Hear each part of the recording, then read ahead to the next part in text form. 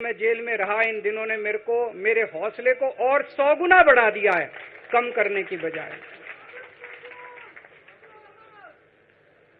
ये लोग पूछते हैं कि केजरीवाल जब जेल में था इसने इस्तीफा क्यों नहीं दिया?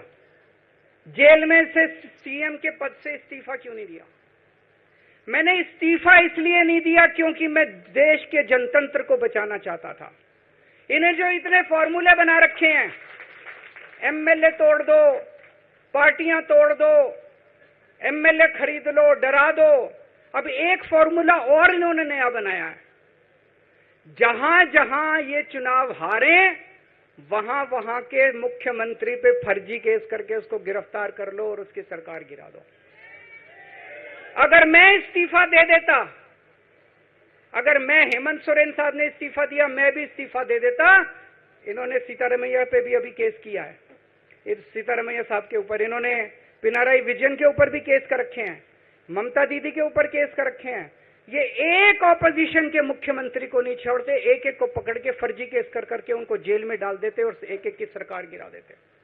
मैं जेल में गया, अभी 10 दिन पहले सुप्रीम कोर्ट की एक बेंच ने पूछा सरकार से कि जेल के अंदर से सरकार क्यों नहीं चल सकती। बड़ा आप लोगों ने अखबार में, सुप्रीम कोर्ट ने पूछा है केंद्र सरकार से कि जेल के अंदर से सरकार क्यों नहीं चल सकती, तो जेल के अंदर से सरकार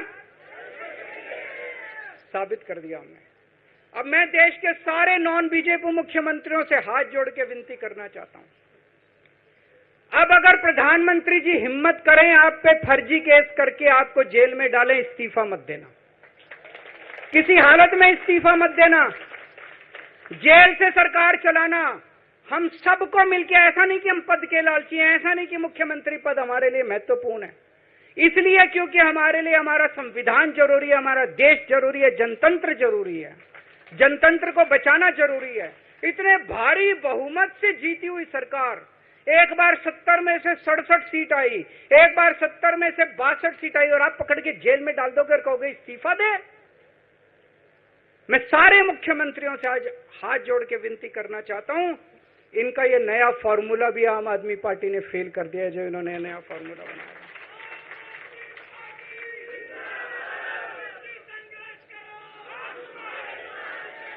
आज इनकी हर षड्यंत्र, हर साजिश से सामना करने की ताकत आम आदमी पार्टी में है। क्यों? क्योंकि हम ईमानदार हैं। दिल्ली में सरकारी स्कूल थे, गरीबों के बच्चे सरकारी स्कूल में पढ़ने जाया करते थे। सरकारी स्कूलों की हालत बहुत खराब थी, गरीबों के बच्चों का कोई भविष्य नहीं था। 16 लाख बच्चे दिल्ली के सरकारी स्कूलों में पढ़ते थे। टूटे फूटे टिन के स्कूल थे, डिब्बे थे, स्कूल क्या डिब्बे थे, कोई पढ़ाई नहीं होती थी, गरीबों के बच्चों का भविष्य खराब था। उन गरीबों के बच्चों को पिछले 10 साल के अंदर 18 लाख बच्चों को हमने सरकारी स्कूल अच्छे बना के भविष्य दिया है। हम ये कैसे कर पाए? हम ये कर पाए क्योंकि हम ईमानदार हैं। आज अगर किसी के घर में कोई बीमार हो जाए, प्राइवेट में ले जाओ, लाखों लाखों रुपए खर्च हो जाते हैं। अगर थोड़ी सी सीरियस बीमारी हो, छोटी सी बीमारी हो, 10-15 हजार रुपए कहीं नहीं गए। इन बड़े बड़े अस्पतालों में ले जाओ। दिल्ली के अंदर हर सरकारी अस्पताल को शानदार बनाया, नए नए सरकारी अस्पताल खोले, गली गली में मोहल्ला क्लिनिक खोला। लोगों की, चाहे अमीर हो चाहे गरीब हो, सबका इलाज, सबकी दवाइयां, सबके टेस्ट, पूरा इलाज मुफ्त कर दिया। क्यों? क्योंकि हम ईमानदार हैं। आज दिल्ली की महिलाएं जब बस में सफर करती हैं, उनकी टिकट नहीं लगती। बाकी देश की सरकारें घाटे में चल रही हैं, दिल्ली की सरकार ये सब सुविधा देने के बावजूद फायदे में चल रही है। क्यों? क्योंकि हम ईमानदार हैं। आज दिल्ली के अंदर इतनी सुविधाएं, 24 घंटे बिजली आती है आज दिल्ली में, पहले 8-8 घंटे के पावर लगते थे। हम ये कर पाए क्योंकि हम ईमानदार हैं। आज दिल्ली के लोगों को फ्री बिजली मिल रही है, कैसे? क्योंकि हम ईमानदार हैं। आज दिल्ली में जगह जगह सीसीटीवी कैमरे लग गए, स्ट्रीट लाइट्स लग रही हैं, लोगों को तीर्थ यात्रा कराई जा रही है। इतने कच्ची कॉलोनियों के अंदर पिछले 75 साल में इतनी सड़कें और गलियां नहीं बनी जितनी पिछले 10 साल के अंदर में सड़कें और गलियां बना दी। 75 साल के अंदर दिल्ली में इतनी पानी की पाइपलाइन नहीं डली जितने पिछले 10 साल के अंदर पानी की पाइपलाइन डाल दी। कहां से आया पैसा? क्यों? क्योंकि हम ईमानदार हैं। ये हमारी ईमानदारी से डरते हैं, ये हमारी ईमानदारी से डरते हैं। ये बिजली फ्री नहीं कर सकते, क्यों? ये बेईमान है। ये स्कूल ठीक नहीं कर सकते, इनकी 30-30 साल से सरकारें चल रही हैं कई राज्यों के अंदर, 25-25 साल से, 15-15 साल से इनकी सरकारें चल रही हैं। ये स्कूल ठीक नहीं कर सकते, ये अस्पताल ठीक नहीं कर सकते, ये फ्री इलाज नहीं दे सकते, ये बिजली फ्री नहीं कर सकते, ये 24 घंटे बिजली नहीं कर सकते, क्यों? ये बेईमान, ये बेईमान। आज इन्होंने ईडी छोड़ दी, इनकम टैक्स छोड़ दिया, दिल्ली पुलिस छोड़ दी, इतने केस कर दिया हमारे ऊपर, और हम डट के खड़े हैं इनके खिलाफ, इनका मुकाबला कर रहे हैं, क्योंकि हम ईमानदार हैं। इसलिए ये मेरे को बेईमान साबित करना चाहते हैं, ये मेरे को बेईमान साबित करना चाहते हैं। मेरे ऊपर कीचड़ फेंक रहे हैं, मेरे ऊपर लांछन लगा रहे हैं, मुझे सुबह शाम गालियां देते हैं, लेकिन मेरे लिए बीजेपी इंपॉर्टेंट नहीं है, मेरे लिए आप लोग इंपॉर्टेंट हो। अगर देश की जनता, दिल्ली की जनता को लगता है केजरीवाल बेईमान है, मैं 1 मिनट के लिए सीएम की कुर्सी पे भी नहीं बैठूंगा, 1 मिनट के लिए मैं बैठने को तैयार नहीं। मैंने अपने जीवन में कुछ नहीं कमाया, मेरा बैंक अकाउंट खाली है, हमारी पार्टी का बैंक अकाउंट खाली है, मैंने जिंदगी में कुछ नहीं कमाया, अपनी इज्जत और अपनी ईमानदारी के सिवा मेरे पास कुछ नहीं आया। इनकम टैक्स में कमिश्नर की नौकरी करता था, 2000 में नौकरी छोड़ के सन 2000 से 2010 तक 10 साल मैंने दिल्ली की झुग्गियों के अंदर बिताए हैं।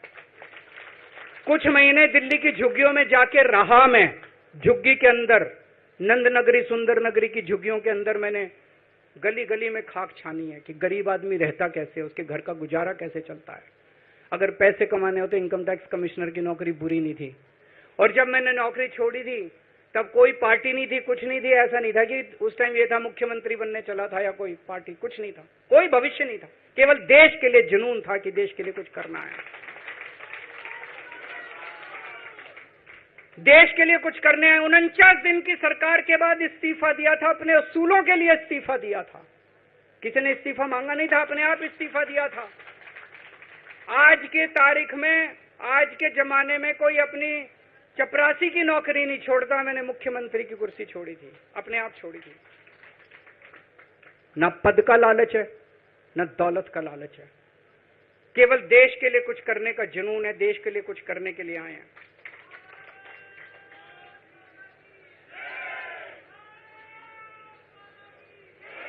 इन्होंने मेरे ऊपर आरोप लगाए, मनीष जी के ऊपर आरोप लगाए हैं। इस देश का जो सबसे कठोर कानून है, ईडी का कानून, पीएमएलए, जिसमें बेल भी नहीं मिलती, बेल मिलनी भी मुश्किल है, उसके अंदर हमारे ऊपर तरह तरह के इन लोगों ने आरोप लगाए हैं। कोर्ट से हमको बेल मिल गई, उसके बावजूद आज की तारीख में, आज जो स्थिति है, इससे फालतू कोर्ट और कुछ नहीं कर सकता था जितना कोर्ट ने कर दिया हमारे पक्ष में। हम कोर्ट के बहुत शुक्रगुजार हैं। कोर्ट ने हमें बेल दे दी, अभी बेल तक ही दे सकता था।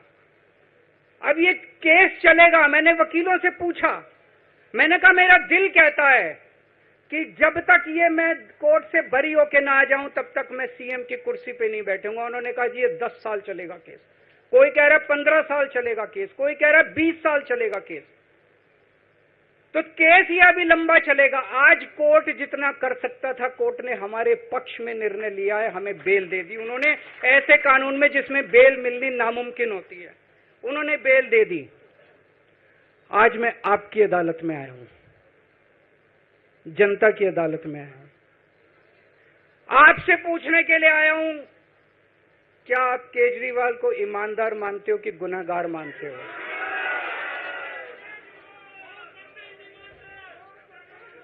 मैं दिल्ली की जनता से पूछना चाहता हूं, मैं देश की जनता से पूछना चाहता हूं कि क्या केजरीवाल ईमानदार है कि गुनहगार है? दोस्तों, 2 दिन के बाद, आज से 2 दिन के बाद मैं सीएम की कुर्सी से इस्तीफा देने जा रहा हूं।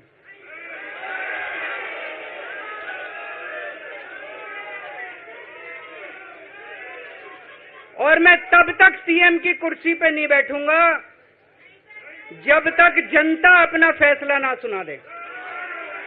मैं जनता के बीच में जाऊंगा, गली गली में जाऊंगा, घर घर में जाऊंगा, और जब तक जनता अपना फैसला ना सुना दे कि केजरीवाल ईमानदार है, तब तक मैं सीएम की कुर्सी के ऊपर नहीं बैठूंगा।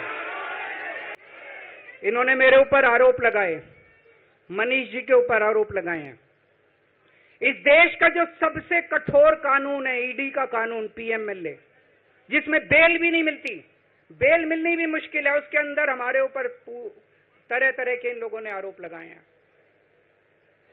कोर्ट से हमको बेल मिल गई, उसके बावजूद आज की तारीख में, आज जो स्थिति है, इससे फालतू कोर्ट और कुछ नहीं कर सकता था जितना कोर्ट ने कर दिया हमारे पक्ष में। हम कोर्ट के बहुत शुक्रगुजार हैं। कोर्ट ने हमें बेल दे दी, अभी बेल तक ही दे सकता था।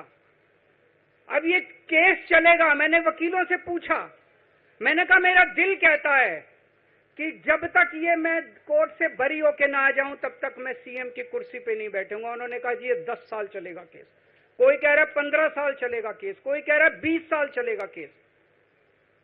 तो केस ये अभी लंबा चलेगा। आज कोर्ट जितना कर सकता था, कोर्ट ने हमारे पक्ष में निर्णय लिया है, हमें बेल दे दी। उन्होंने ऐसे कानून में जिसमें बेल मिलनी नामुमकिन होती है, उन्होंने बेल दे दी। आज मैं आपकी अदालत में आया हूं, जनता की अदालत में आया हूं, आपसे पूछने के लिए आया हूं, क्या आप केजरीवाल को ईमानदार मानते हो कि गुनहगार मानते हो?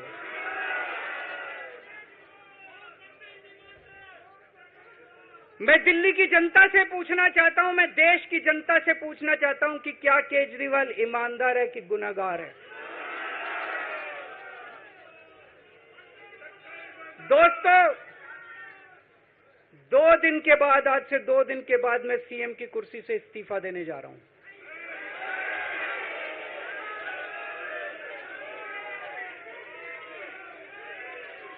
और मैं तब तक सीएम की कुर्सी पे नहीं बैठूंगा जब तक जनता अपना फैसला ना सुना दे। मैं जनता के बीच में जाऊंगा, गली गली में जाऊंगा, घर घर में जाऊंगा, और जब तक जनता अपना फैसला ना सुना दे कि केजरीवाल ईमानदार है, तब तक मैं सीएम की कुर्सी के ऊपर नहीं बैठूंगा। आज से कुछ महीने बाद चुनाव है, दिल्ली के चुनाव है।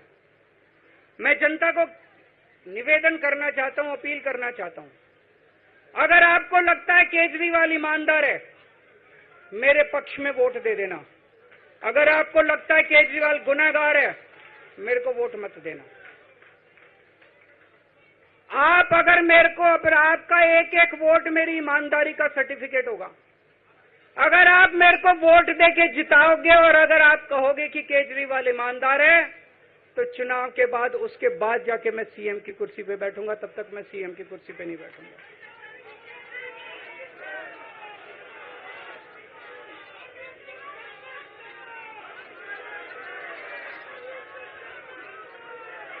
आपको लग रहा होगा अभी अभी जेल से रिहा होके आया है, ये कैसा क्यों बोल रहा है? अभी अभी जेल से रिहाई होके आया है, अब ये इस्तीफा क्यों दे रहा है? इन्होंने मेरे ऊपर आरोप लगाया है। इन्होंने आरोप लगाया है कि केजरीवाल चोर है। इन्होंने आरोप लगाया है केजरीवाल भ्रष्टाचारी है। इन्होंने आरोप लगाया है केजरीवाल ने भारत माता के साथ धोखा किया है। ये करने के लिए नहीं आया था मैं, सत्ता से पैसा और पैसे से सत्ता, इस खेल के खेलने के लिए मैं नहीं आया था। मैं देश के लिए कुछ करने के लिए आया था। जब 14 साल के बाद भगवान राम वनवास से लौटे, सीता मैया को अग्नि परीक्षा देनी पड़ी थी। आज मैं जेल से आया हूं, मैं अपनी अग्नि परीक्षा देने के लिए तैयार हूं।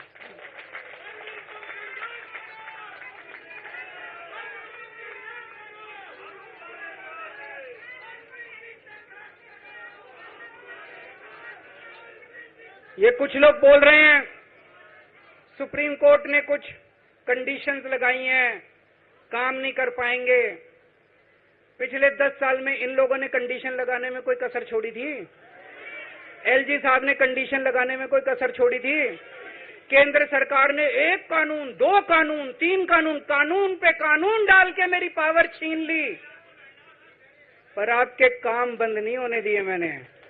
ये कंडीशन हमारे लिए कोई वो नहीं रखती, कोई हमारे लिए अड़चन पैदा नहीं करती ये कंडीशन। इन कंडीशन को भी देख लेंगे, लेकिन मेरे लिए जो मायने रखता है वो है मैंने अपनी जिंदगी में ईमानदारी कमाई है। अगर आपको लगता है केजरीवाल ईमानदार है, जम के वोट दे देना मेरे पक्ष में। चुनाव के बाद सीएम की कुर्सी पे जाके बैठूंगा।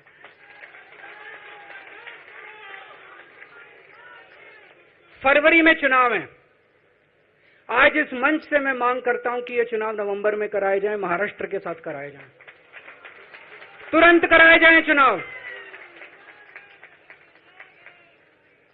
और जब तक आपका फैसला नहीं आएगा तब तक मैं जिम्मेदारी नहीं संभालूंगा। और मैं जब तक चुनाव नहीं होते, मैंने जैसे बताया 2 दिन के बाद मैं अपना इस्तीफा दूंगा।